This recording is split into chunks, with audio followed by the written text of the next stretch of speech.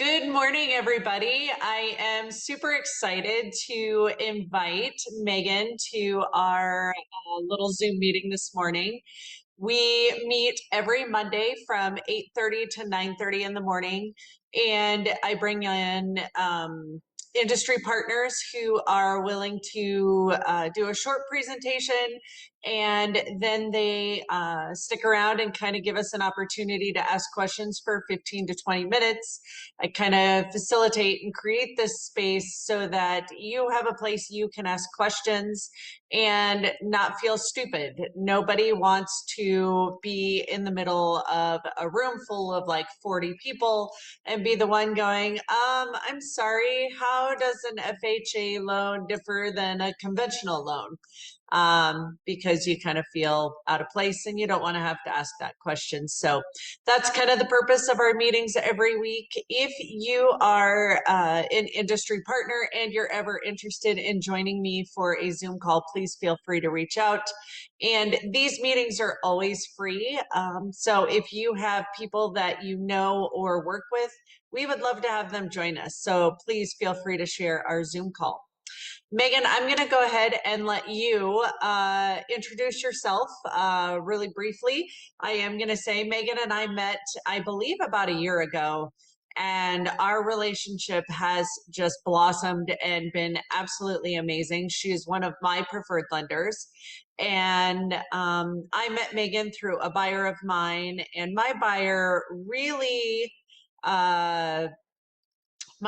put in a lot of time, effort, and energy into buying a home, kind of kept just running into roadblocks. And I very rarely find lenders who are willing to stick by a buyer. Most lenders I run into, like if they can't get you pre-approved and buying a home almost immediately, they kind of forget about you. And it is super easy for people to feel like they're just a number. And what I felt like with Megan is she really stuck by my buyer, and we went to closing. We celebrated with this buyer because it was a little bit of work, but she did it. And then a couple months later, I was following Megan on social media, and I saw what a powerhouse she is and such an amazing human. And so I reached out, we met for coffee, and things have been amazing since. And she definitely goes above and beyond for all of my, not only my sellers, but also my buyers. All the time she's there for them. So Megan, I'm going to go ahead and let you introduce yourself. My name is Megan Lamerato, and I am a mortgage lender. Currently, have our own company that we work for called Greenlight Mortgage Group. And as Beth had mentioned, we had met a little over a year ago, and it's been a fantastic.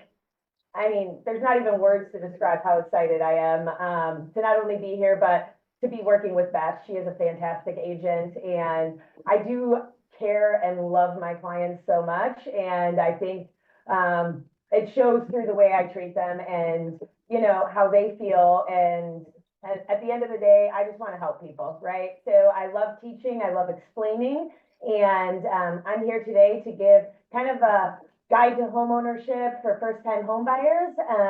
And I would love at the end for anybody to ask any questions you might have. This is a training I actually do like with first-time home buyers. I've done one-on-one and I've done group settings. And I think it just helps kind of break down a little bit about each. There's so much that comes into lending, right? And guidelines and rules are changing consistently.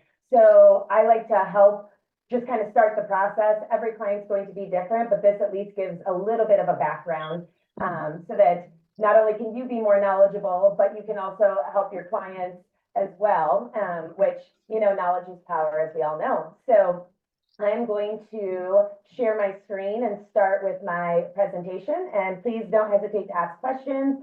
Feel free, you can write your question down. We can ask it all at the end and go from there. Oh, right.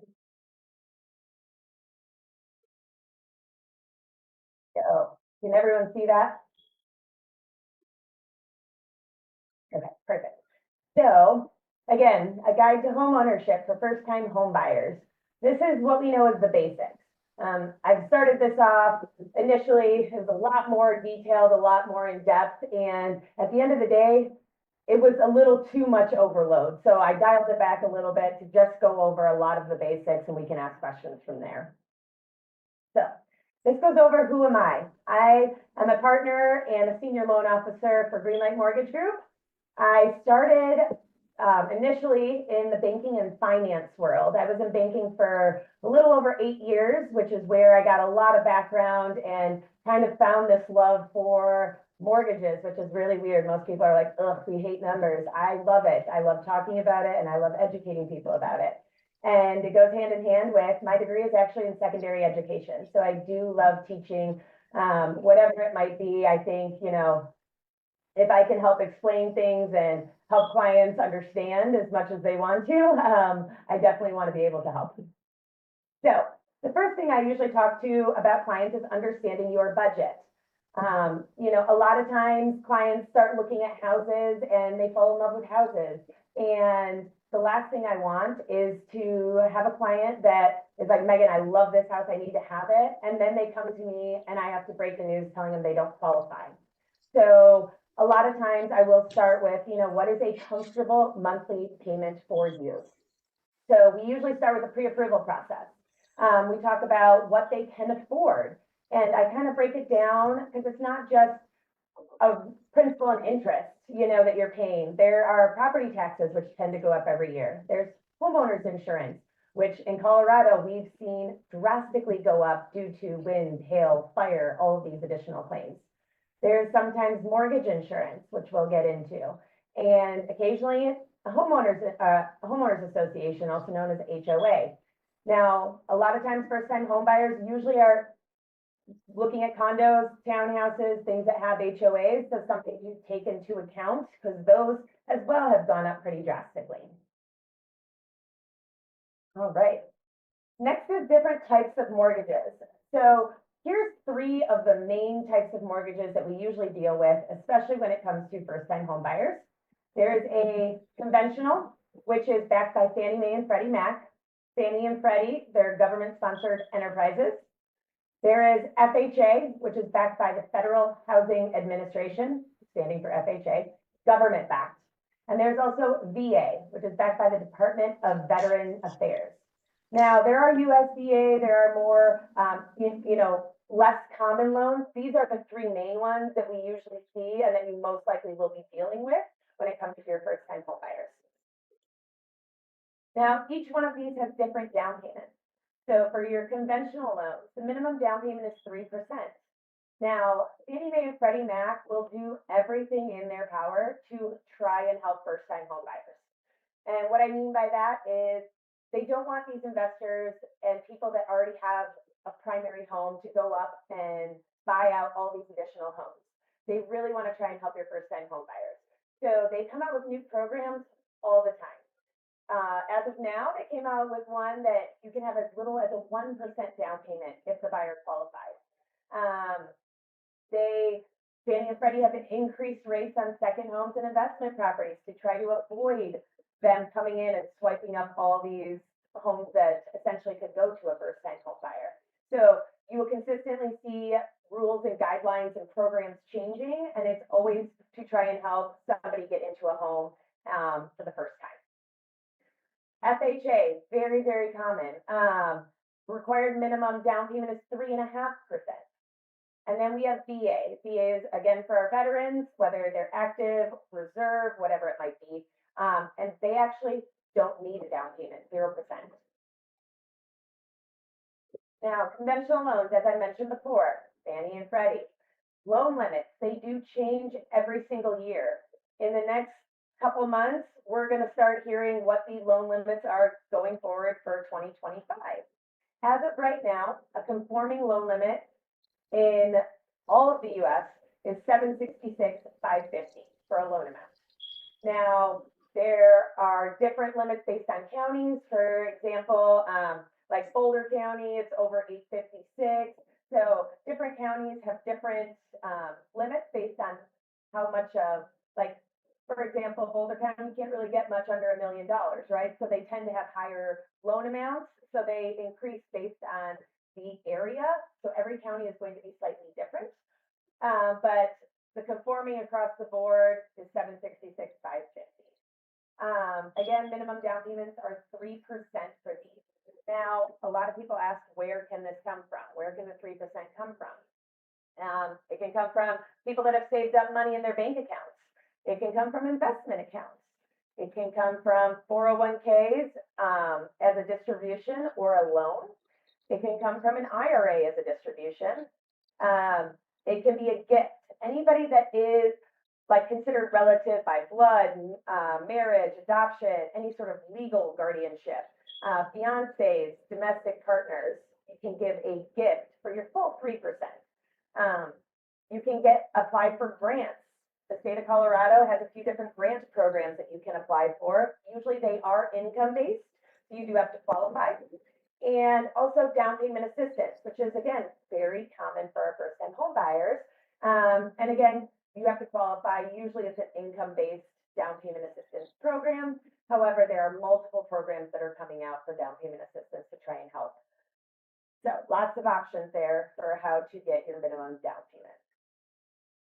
Now, private mortgage insurance, also known as PMI. This is required on all conventional loans that have a down payment less than 20%. So a lot of first timers think that they have to have 20% down to buy a house. That is not correct. You could definitely buy a house with less than that. And so private mortgage insurance is basically, it protects the lender in case that buyer stops making payments.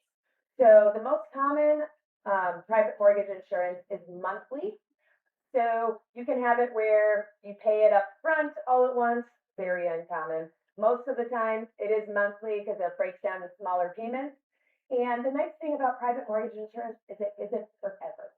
So for example, as soon as we're getting close to that 20% equity essentially in your house, this is where we have the conversation about, okay, how can we start looking at dropping your private mortgage insurance? Do we look at refining your house to get you a lower interest rate and drop it at the same time? Or is your rate already low, so it doesn't make sense to refi, and we just look at sending an appraiser out to your house to see that you have enough equity?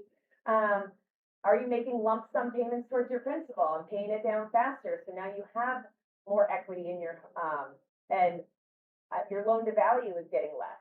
So a lot of ways you can drop private mortgage insurance. It's mainly if you have less than 20% down for a down payment, then you will have some sort of form of private mortgage insurance attached. Now, FHA is a little bit different. So again, a 3.5 minimum down payment is required. They have what is called upfront mortgage insurance premium. So all FHA loans are charged a 1.75% of your loan amount on the purchase, and it can be wrapped into your loan amount, which is the most common. Most people aren't coming with that additional cash. They wrap it into your loan amount. So with FHA loans, they also have mortgage insurance, but it's called a mortgage insurance premium, MIP. And this is also monthly, and it is a fixed percentage based on how much you had for your initial down payment. So if you had less than 5% of your down payment, it's a fixed 0.55% of your loan amount. If you have more than 5% of a down payment, it's a fixed 0.5% of your loan amount. Now this is great. This used to be a lot higher. It used to be 0.85 and 0.8. They've lowered it by 30 basis points, again, to try and make it more affordable for your buyers. So that was huge. I think that happened last year, and it's been saving people a ton of money on mortgage insurance overall. Now, one thing about FHA, if your down payment is 10% or more, your mortgage insurance premium will actually fall off after 11 years. So most of the time, people don't carry the same loan for 11 years. However, if they do, let's say you have one of those 2.75% interest rates and you put more than 10% down, if you keep that loan for 11 years, that mortgage insurance will fall off. If you have less than 10% down, that mortgage insurance stays on your FHA loan as long as you have that loan. So I did a little example just so you can see. So I did a purchase price of 310,881. Now the reason I did this is so I could get an even loan amount of 300,000.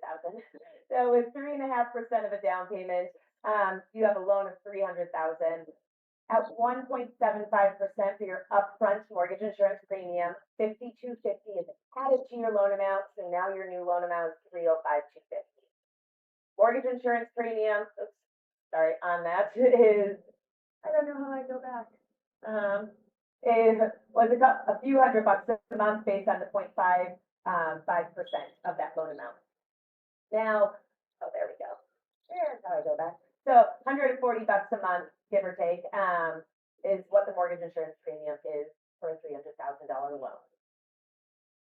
Now, the difference, I wanted to do kind of a side-by-side conventional versus FHA, because there are some differences and why do we go with one over the other.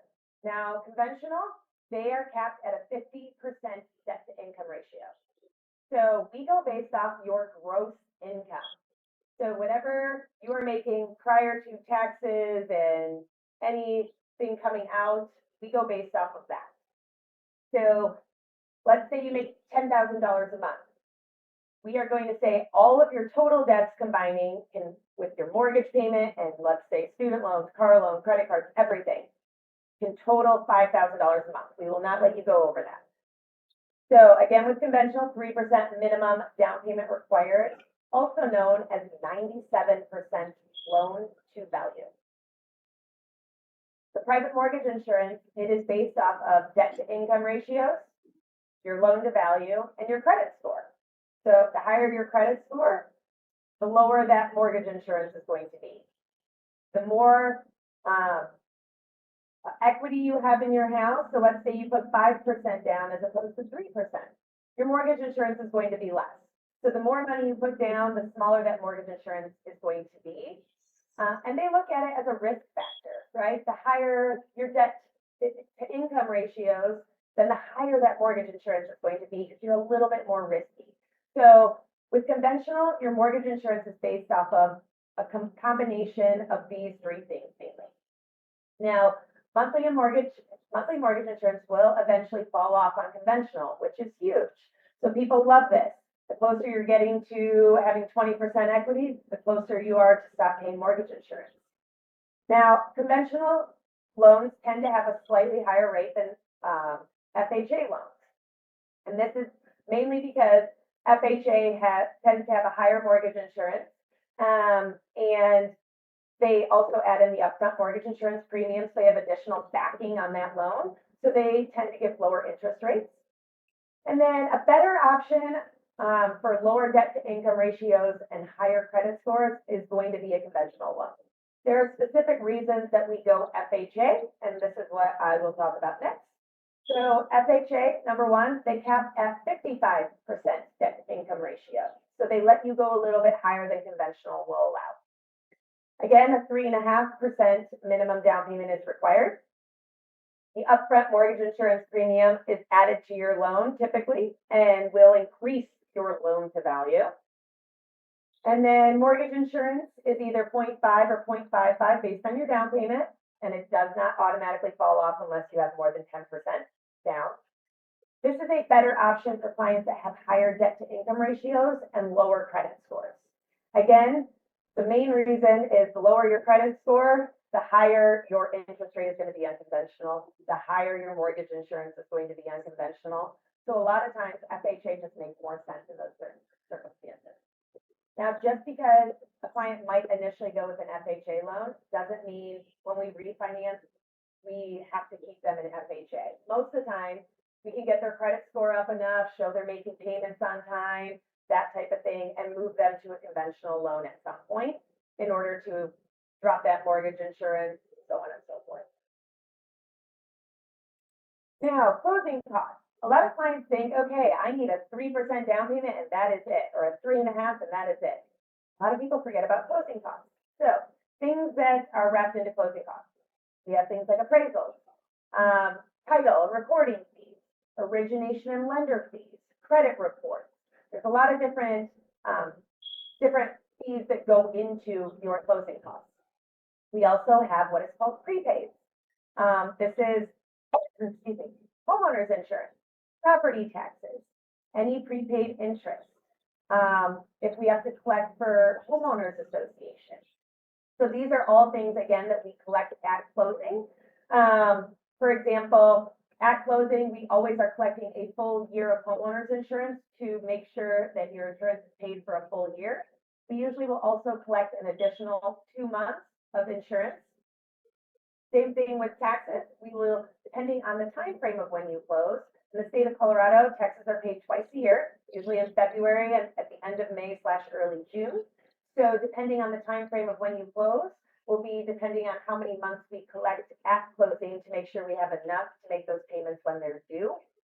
So I usually will round it to, let's estimate about 3 months of homeowners insurance, 3 months of property taxes, just sitting in an escrow account to get your account going on top of a full year of homeowners insurance.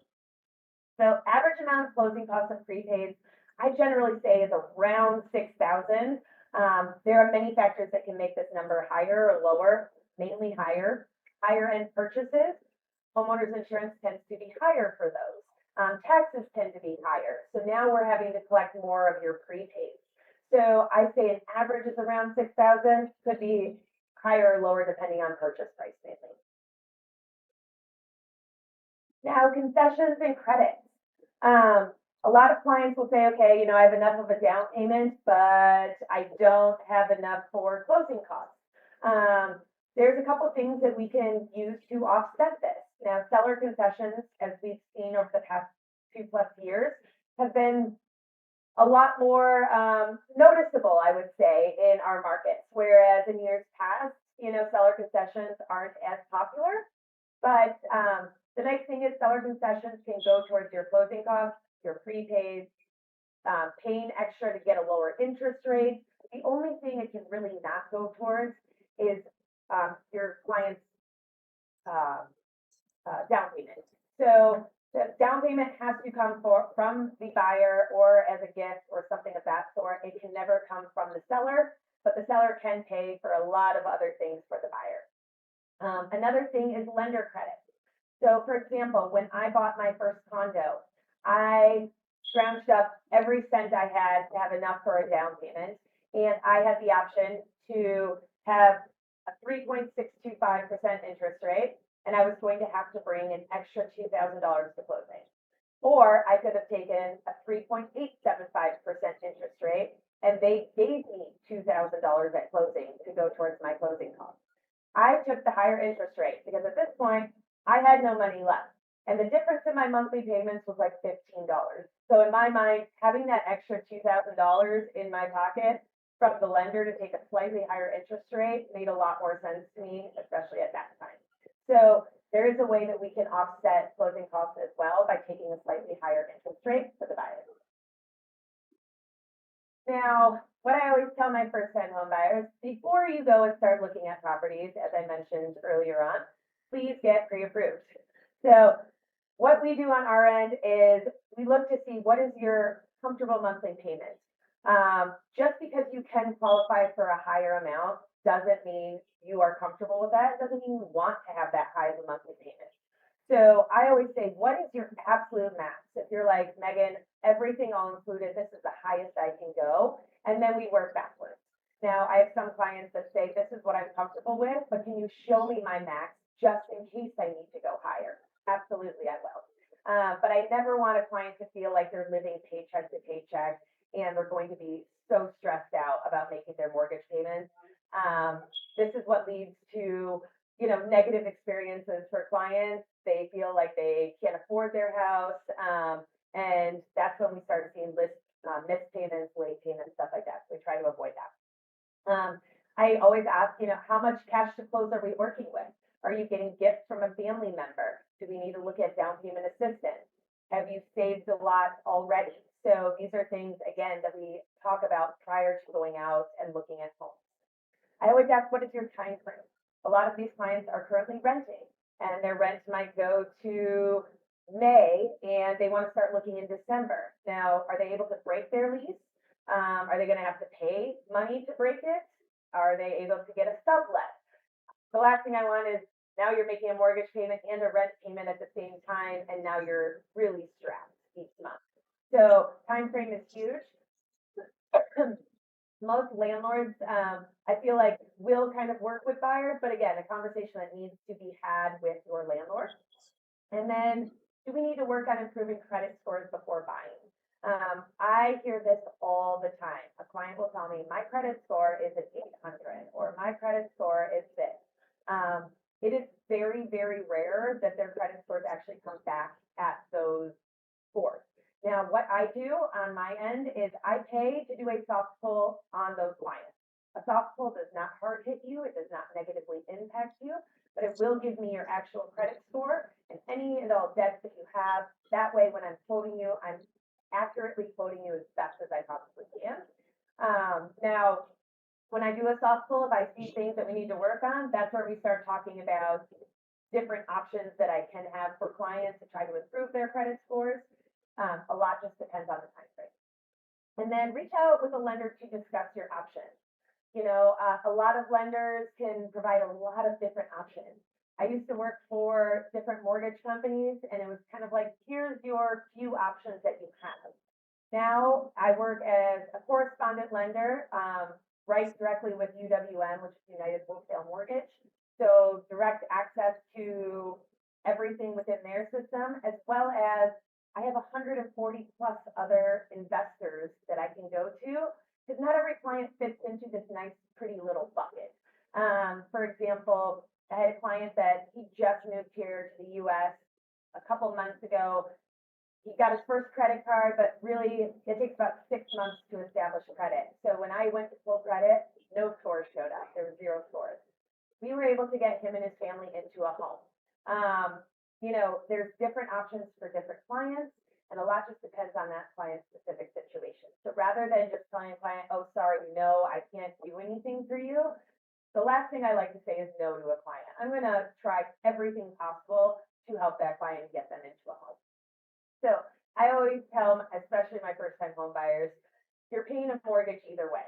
You just need to decide if you want it to be yours or your landlord. So at the end of the day, rent is 100% interest. When you hear people complaining about how high interest rates are, you never get anything back for the rent that you're paying. At least if we can try and work and get a client into a house, they are paying towards something where they're gaining equity and will hopefully at some point sell that house and get paid back from it.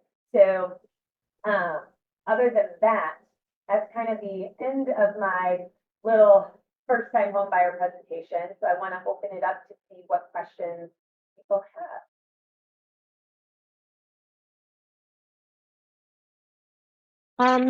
So I guess just with the different mortgages, so you would say to a client, okay, so they have the low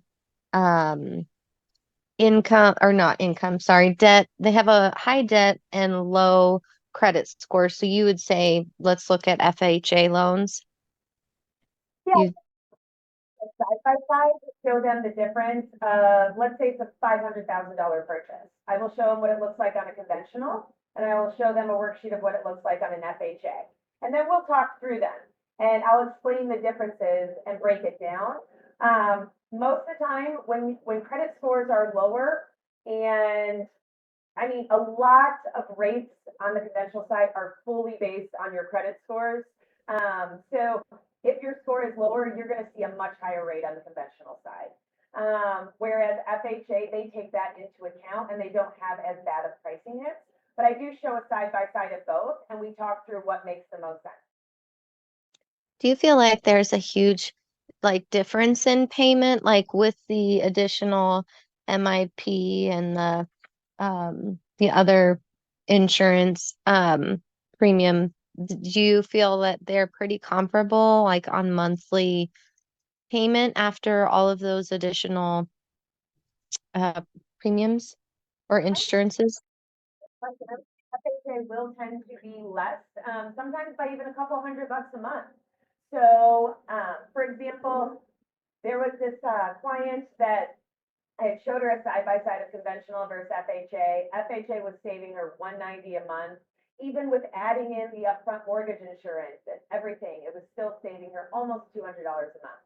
Now, I told her, I was like, a lot depends on this appraisal because it was a property in Bailey, Colorado, that the house needed a little TLC, a lot of TLC, we'll put it that way. And so I told her, you know, there's a very good chance that an FHA appraiser is going to go out there and nitpick all of these things that you have to do. I was like, I will try it if you want to, but know that there's a good chance we might have to flip this to conventional.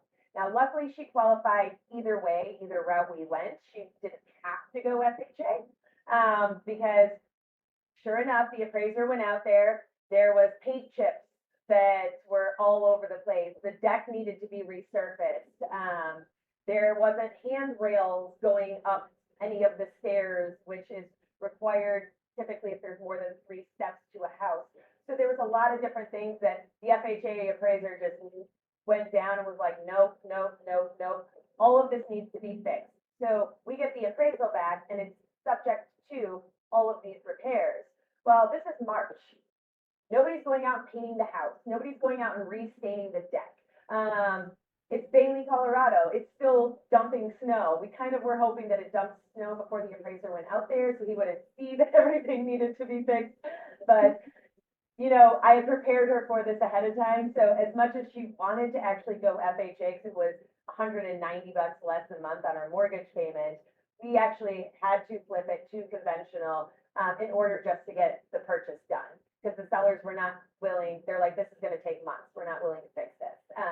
And so I had asked her, you know, do you still want this house? And she said, absolutely. I'm like, all right, this is our route to go. So sometimes it does make a pretty drastic difference. And again, that's what we talk about. Now, if it's a $10 difference in payment, I'm probably going to lead them to go conventional. Like that makes more sense.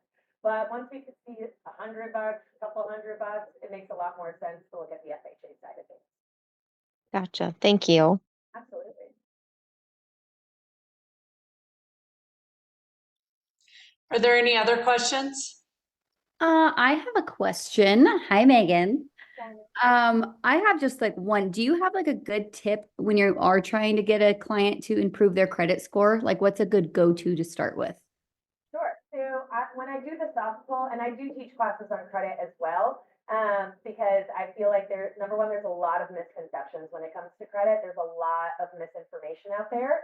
Yeah. I hear it all the time. And so when I do the soft pull on credit, I usually can look at their credit report and tell them I have a pretty good idea of what they need to do in order to start improving their credit score.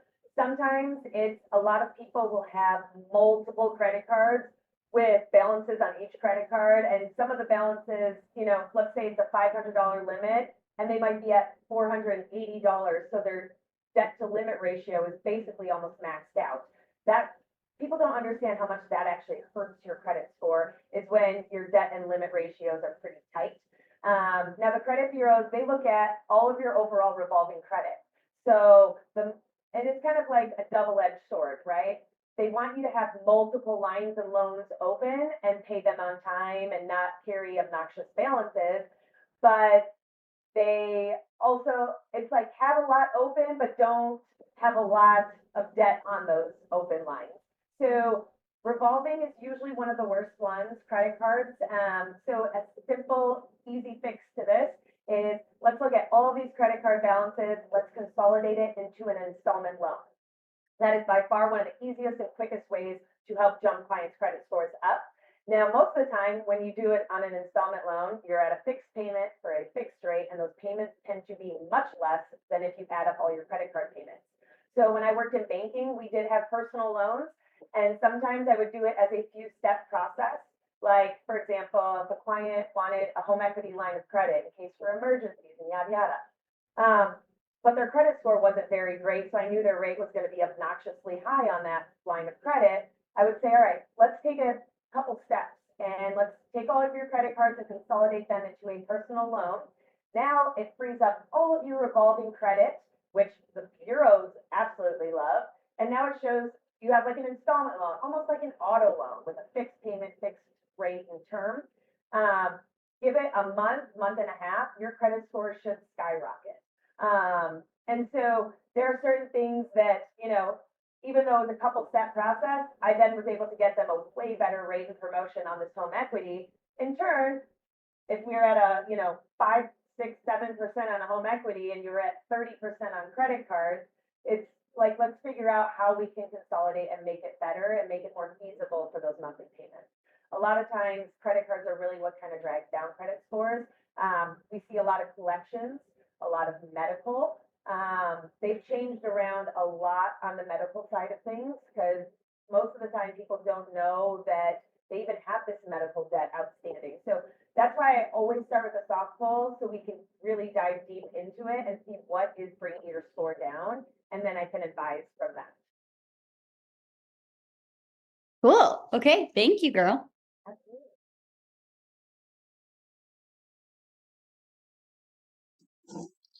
So Megan, I have a couple questions for you that as you were talking, I was kind of thinking through, and I've had buyers in the past ask me questions about them. So I'm sure somebody else is thinking about it or have thought about it in the past. Can you explain to us why or why not it would be in our client's best interest to make an extra payment or not make an extra payment? Absolutely. So if a client makes an extra payment, and I'm talking about a principal, interest, taxes, insurance, one full payment every year, it tends to knock off between 7 and 8 years off of your loan, which is huge on a 30-year loan. A lot of clients don't know that, and I even tell them that when they're sitting at closing table and looking at their amortization sheet and you see their eyes get like super huge, like, oh my gosh, this is how much interest I pay over the course of this loan. And I always like to tell them, when I used to do this all the time on my condo before I turned it into a rental, I would wait for tax time when I used to get funds back from the government, and I would get, a few grand back and I would throw it towards principal to help pay my balance down much faster. Because a lot of the times, when you're first starting off, especially if you have a lower down payment, you're paying almost all interest and a very tiny amount of principal. So if you can kind of cut that back, especially early on, you really can save yourself, hundreds of thousands of dollars depending on your loan amount. And so it is a great thing if you can afford to do that. Now, some people do it as a lump sum. I've had some clients that are like, okay, my total payments are $2,400, and then they break it down to, okay, $200 a month and put it towards principal that way.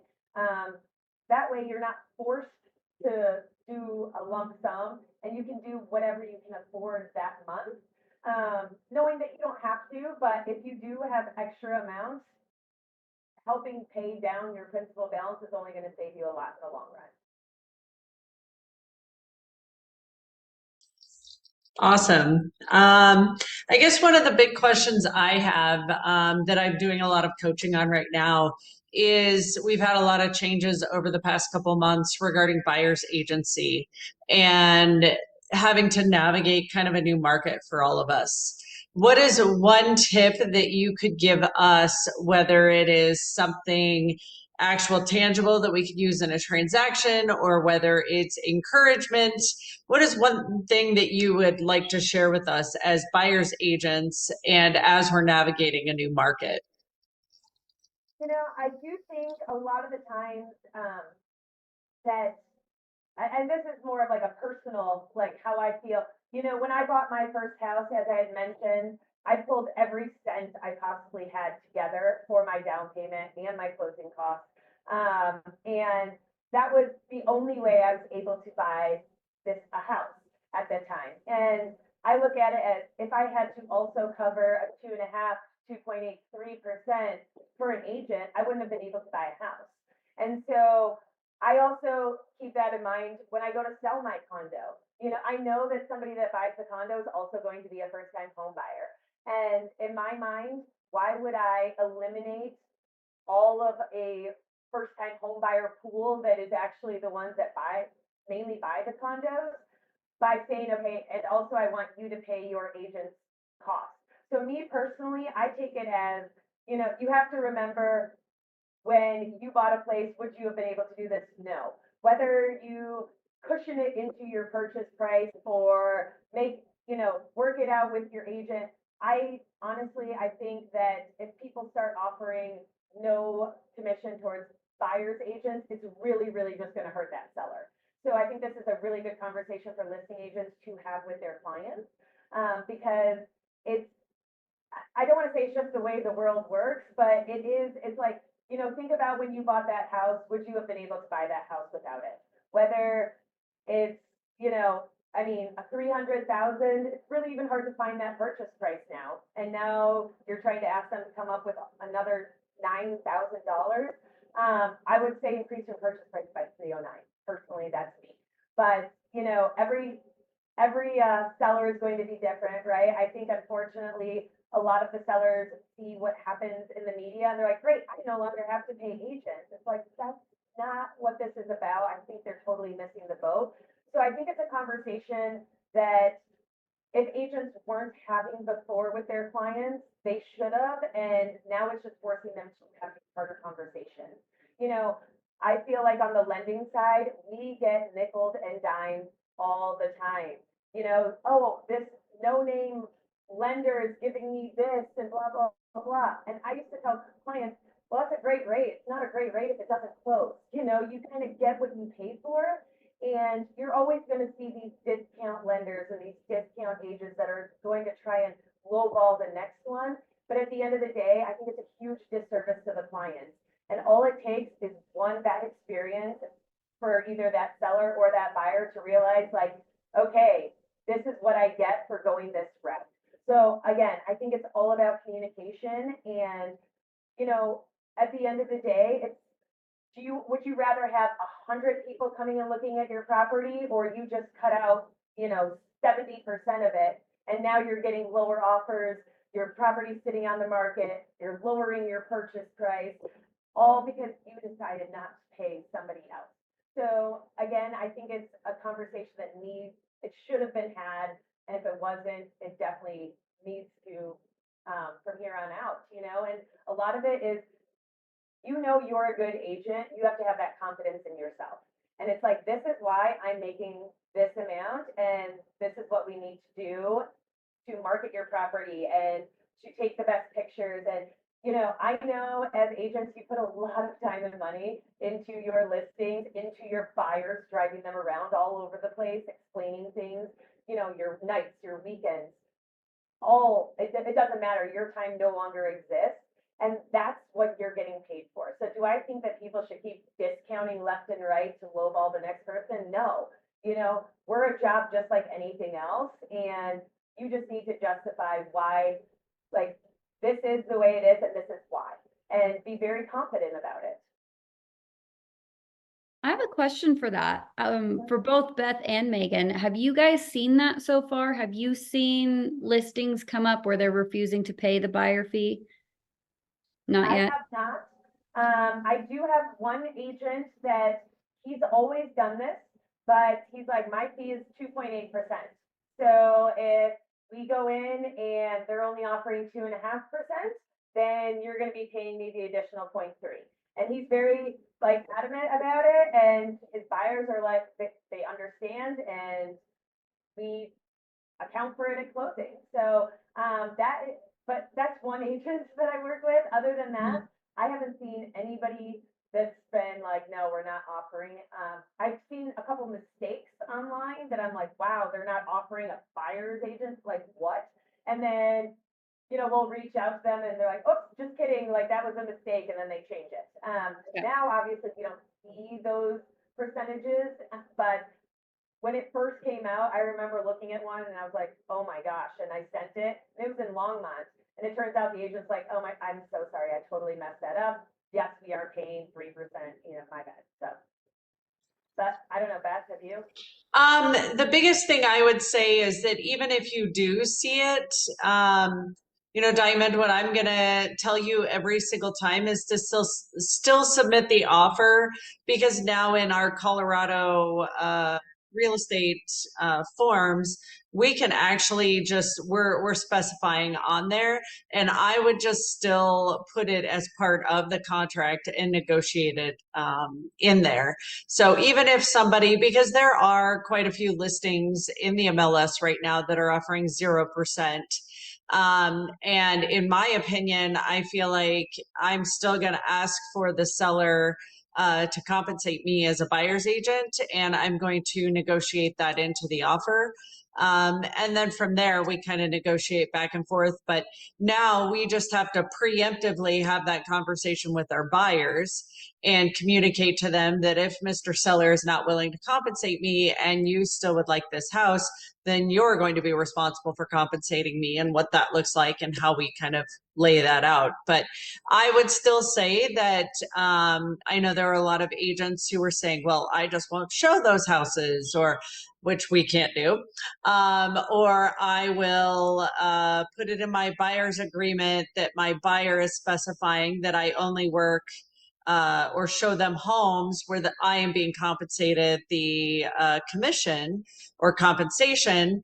And the thing that I tell my buyers is I'm going to show you every single home that fits your needs and is in your area that you would like to look at, because as Megan specified, those homes get less showings, they get less offers. They're just not getting the traffic. And if I can take you into an opportunity where I can either negotiate for my compensation or fee to be paid completely, or even negotiate a concession to help you pay some of your closing costs and prepaid items, then we've done nothing but win.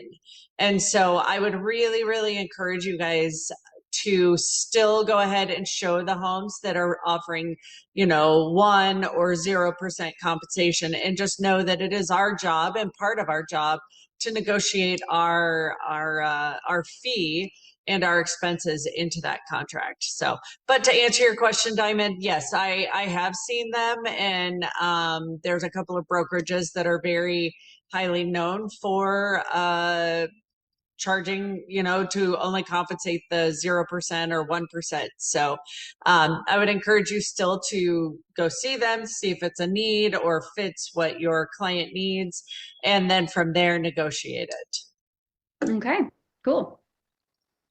I'm glad to hear that it's not very common, because that was even my fear. So final question for you, Megan. How would you say that you as a lender help us most to be successful as agents? I would say that I pride myself on communication, as well as if I'm referred a client, I know that the very first thing I'm doing is talking up that agent. I am telling them, wow, I can't, like, Beth is a rock star of an agent. You are in the best hands. Like, she takes such great care of her clients. I'm so happy. That's why I partner up with her and we do a lot of business together. And from there, it's a lot of it is,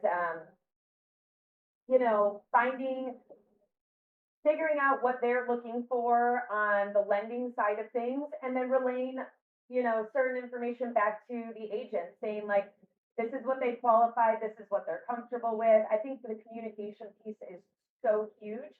And I mean, Beth knows, her and I talk almost every single day. I am like that anytime it comes to, if I have a client, I am very open communication with both sides of the transaction, so that I never want an agent to be calling me and being like, where are we at with this? They already know. I have automated emails that are sent out, but I also like that I just pick up the phone and give them a call or shoot them a text if that's what they prefer or whatever. Just to say like, hey, this is where we're at, this is where we're going. And I think even the smallest amount of communication, it's mind blowing when agents are like, oh my gosh, this is great. I'm like, why aren't your lenders doing this? You should know from like before they're under contract or closing that what is happening at all times, and there shouldn't be these, unknown questions all the time. And so for me personally, and sometimes I might even over communicate, right? But I would rather be in contact with the agents so that they know what is going on with their deal, and they know I'm closing it, I'm hitting their deadlines, and they are having a successful, smooth transaction. So, and I think it's huge. Go to all of your closings. I preach this to everybody. If you are in town, I don't care where the closing is, Beth and I have literally drove 2.5 hours one way to a closing. Apparently there's a city called Divide, Colorado, never even heard of it. And we drove down to it. We spent 5 hours in a car. Go to your closings. It really means the world. And then that way it's just the extra added, hey, I'm here for you. You're not doing this alone. Awesome. Yeah, like Megan said, we've road tripped, we've battled rush hour traffic to get to closings. And one of the most amazing things I will tell you about Megan is that when many lenders quit going to closings post-COVID, because during COVID, they pretty much made it so that nobody could go to closing, not even agents. And it kind of became a very abnormal thing to actually see a lender at a closing table. And to me, one of the things that really impresses me is that no matter how busy Megan is, she always makes sure to make time to be there at the closing table with our clients. And a lot of people are like, well, they don't really do much. There's no need for them to be there. But I will tell you, it sure puts my clients at ease having Megan sit across the table from them, knowing that their lender is there, meeting them face to face and being there for them at the time when they're closing on their new homes. So it's been super important to me, super impressive, and I've been nothing but just overall super excited to have Megan involved in my business and growing. So on that note, I want to thank you, Megan, for joining me this morning and joining me with all of these agents. And I hope that everybody has a great day. Guys, take care. Thank you, Beth. I appreciate it. Bye-bye.